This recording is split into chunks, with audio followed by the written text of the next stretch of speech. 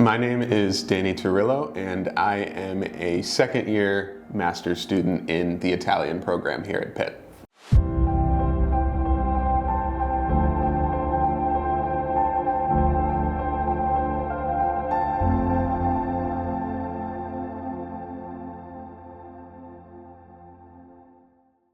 This summer I spent about 2 months in Rome, in Italy, and while I was there, first of all I participated in a cool little summer school program at Sapienza, which is one of Italy's sort of most well-known universities, themed around the cultural legacy and memory of totalitarianism. So discussing sort of Rome's history with fascism and its imprints in art, in architecture, in literature, in film, etc., meeting with other grad students, recent graduates, just people interested in this field of study from around the world, talking with lots of professors at the university, elsewhere, doing museum visits, site visits, things of that nature. It's really incredible. The bulk of my summer I spent on my research project on the distribution of film propaganda from fascist Italy in the 1930s to the United States. So I was looking at how they targeted different populations in the US, the strategies and means they used to connect with Americans to paint a picture of fascism in the New World, how they sought to reach out to Italian Americans, how they worked with institutions,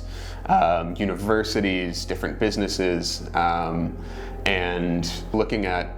the kinds of films that the regime sent and the places that they wanted them to be viewed and how they wanted them to be viewed, whether in cinemas, whether at universities, whether at sort of cultural institutions. I spent most of my time this summer conducting research at the Archivio Centrale dello Stato, the Central State Archives in Rome, which is the Italian government's basically main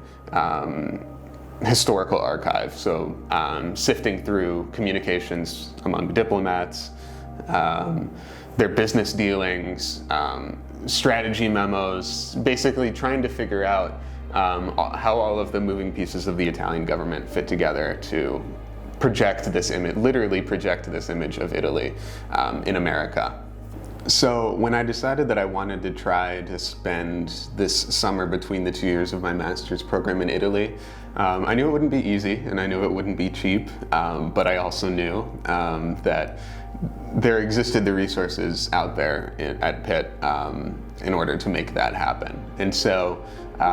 what really allowed me to spend so much time in Italy this summer and to do so much while I was there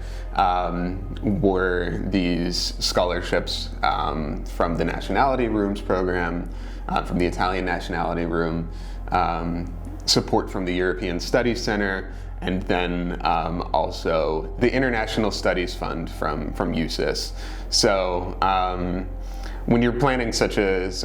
massive experience that takes so many resources, I think it's important to remember that this is a university that wants to help you take those ideas out into the world and wants to connect you with the resources that will make that happen. So I guess my advice for students wanting to undertake an international experience at Pitt would most simply be to just go for it. I think it's important to remember that at Pitt there's so many people here who want to help you find the resources for those things, and there's so many resources out there for you to explore. Something that I found really rewarding this summer was just, after 10 years of studying Italian in the classroom, is to finally just be able to, fully immerse myself in Italian culture, to actually not just be someone passing through, doing a couple days of research, but actually living in Rome, this sort of world capital of culture and history, where there's just something new to discover at every single turn, on every single street corner, and feeling like I was not just a tourist or not just someone there for a short time, but really in the course of those nearly 2 months to live among the city and to really just feel like it was to make it home for a short period of time, but a significant period of time. And I think that really changed my outlook on the things that to this point, I had really only been able to study in the classroom, even from things as small as just